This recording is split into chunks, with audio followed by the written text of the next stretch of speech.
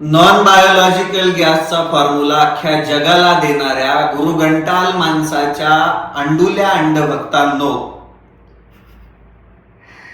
तुमच्याकडे वैचारिक विरोध करायला काही उरलं नाहीये का? म्हणून तुम्ही छक्के चाळे सुरू केलेले आहेत. अरे भिकार चोटांनो, तुम्हाला माझा कोणत्या पक्षाच्या नेत्यासोबत फोटो पण नाही भेटणार रे. कुठं गमजा घालून हिंडलेलो पण नाही दिसणार तुम्हाला. तुमच्या बापजाद्यांच्या पिढ्या जातील. तुम्ही ज्या नेत्याचं मूळव्याध चाटण्यामध्ये व्यस्त आहे त्याच्या अख्ख्या पिढ्या अख्खे खानदानं कामाला लावली तरी माझा कोणत्याच पक्षासोबत संबंध नाही भेटणार रे. मी जे प्रश्न इथल्या सत्तेला विचारले, फडणवीसांनी फसवी कर्जमाफी शेतकऱ्यांना दिली त्याबद्दल प्रश्न विचारला, अजितदादांचा घात की अपघात त्याबद्दल प्रश्न विचारला. या नाजायज सरकारने अभिव्यक्ती स्वातंत्र्याची गळचेपी करण्यासाठी एका अनपढ अधिकाऱ्याला, ज्याला संविधानच माहित नाही, ज्याला कायदाच माहित नाही, त्या अधिकाऱ्याला मला नोटीस पाठवायला लावली. त्या अधिकाऱ्यासमोर गेल्यानंतर त्याला एकही उत्तर देता आलं नाही.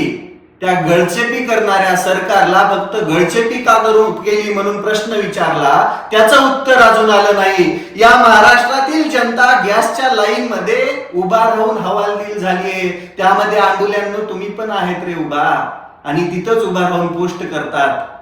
अरे काय करणार आहे तुम्ही? माझ्याकडे काही नाहीच आहे गमवण्यासाठी. मग तुम्ही काय करणार? एक तर शिव्या देणार, खालच्या पातळीवरती जाऊन बोलणार. अरे हेच तुमचे धंदे रे, हीच तुमची मानसिकता आणि हेच तुमचे संस्कार. हो, इथल्या नाजायज व्यवस्थेला आम्ही तिखट भाषेमध्ये प्रश्न विचारतो, कारण की सत्ताधारी म्हणून तुम्हीच जबाबदार आहेत. सत्ता भोगताय आणि वरतून म्हणताय प्रश्न दुसऱ्याला विचार, असं कसं चालेल?